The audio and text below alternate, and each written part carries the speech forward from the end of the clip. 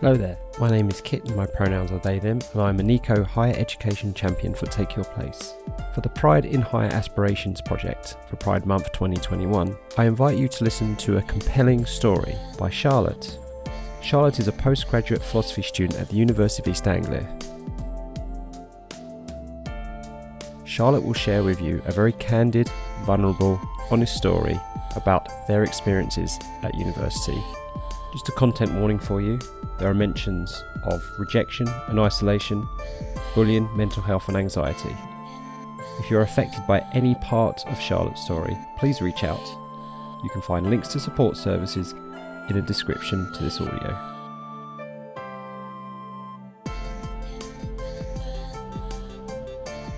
Hi there, I hope you're well. I'm Charlotte, here to talk to you about my experience as an LGBT plus person in further education. So just a bit of background on the kind of education I've been in.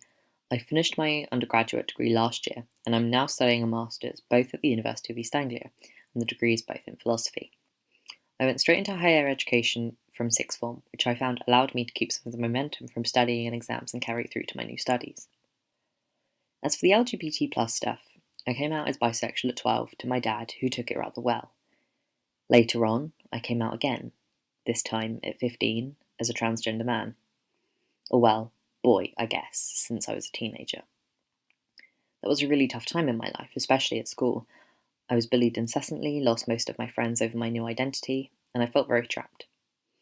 I'd sort of gone into this new identity in exploration, trying to figure out who I was, but everyone tried to immediately pin me down, and I felt there was no way to back out of this new set of pronouns and new name I'd originally just wanted to try out with a few friends.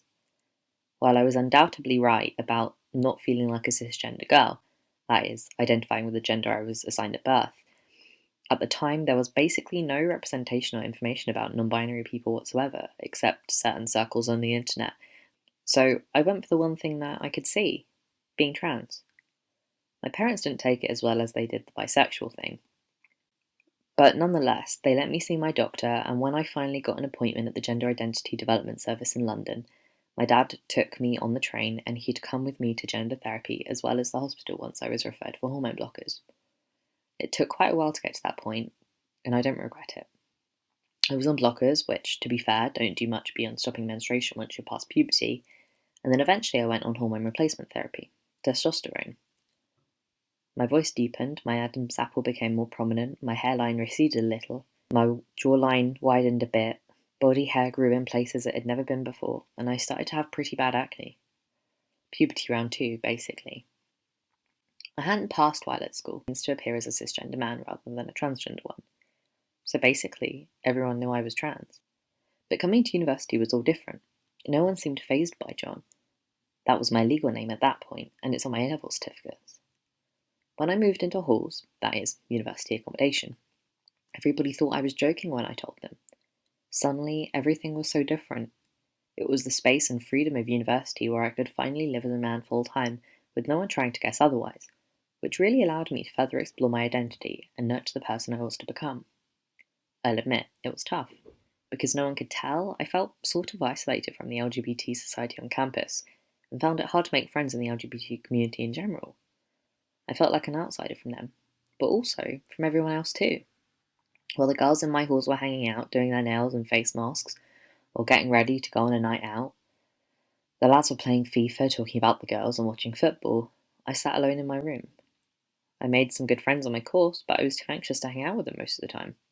And I was too scared to admit that I was struggling with my mental health to get help. It was probably the loneliest time in my life, even after losing most of my friends and being bullied at school. Probably because I felt like I had lost my identity as an LGBT person by passing as cis. After reading week in February, that's basically half term, I really started questioning my identity again. I'd been comfortable with my identity up till that point, but after talking about gender construction identity in one of my modules, I started to wonder. Maybe it didn't have to be so rigid, girl or boy. Maybe there was something else. I'd known non-binary people in the past, since, for example, there were group meetings for the young people to hang out up at the gender services. But I'd already become so stuck in my identity that I didn't even think about whether that might apply to me. I, forever a bit of a nerd, wrote myself essays trying to figure out my own identity, and whispered to myself in my room trying to figure it all out. Could I admit that maybe I'd been wrong, especially to my parents? Sometimes I sat in my classes, ignoring the professor and just thinking about it, or trying to research examples of people who detransitioned. That is, gone back from being trans to cisgender again. There weren't many online. Apparently, it's not well known nor a much occurring phenomenon. Most go into it and stick with it. But that wasn't right for me, and as scary as it was, being alone at university where nobody knew me and nobody judged me, I realised it. I had a bit of a breakdown in the kitchen of my flat with the girls that I barely knew and discussed what it might be like. Next, I told the couple of friends I had on my course. I was scared about what they might think, but it didn't really bother them at all. Not only had the 5-ish years between my transitioning and detransitioning given me space to grow up, it had also given everybody else that space too, and they seemed completely unfazed by it, very unlike my experience as a teen. Finally, the next time I went home, I wrote myself some notes on what I was going to say and how I was going to explain myself, and went to speak to my parents. I cried a lot. I was so scared. But it ended up okay. I came off of hormones shortly after that and started dressing, well, like a girl. I detransitioned. Of course, not all of the effects of hormone replacement therapy are reversible. Like, I still have a kind of deep voice, which will never return to the way it was before. But that's alright, because maybe it was a second transition. I hadn't really gone from girl to boy to girl. I'd gone from girl to boy to neither, really. And over the space of my second year at university, I became comfortable in that. Not necessarily settling on a term, but settling into a space outside of gender. I want to eventually obtain a PhD, then there'll be no Miss, Mrs, Mr business. It will just be Doctor, thank you very much. Well, not just because of that. I want to become a lecturer to help others through their freedom and to use the space away from their family and friends to explore who they are. Having more LGBT people in academia, I think, will greatly advance the way that LGBT, especially trans, students are treated and helped. Because I think it really was that anonymity and freedom to recreate who you are and the space to explore new things that allowed me to finally become fully comfortable with who I am.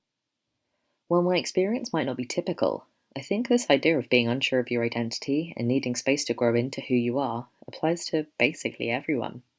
Now I'm 22 and I think I know myself so much better than most people my age, because I radically explored myself in a way that most people don't. And it was university that gave me that.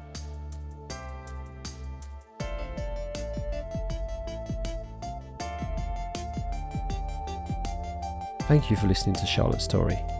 You can find more stories and advice from LGBTQ people who went through higher education by going to takeyourplace.ac.uk, click on resources and search for Pride in Higher Aspirations. You can also search for the hashtag TakeYourPrideHE on social media. Now remember, please reach out if you were affected by anything in Charlotte's story. You can find the links to support services in the description to this audio file.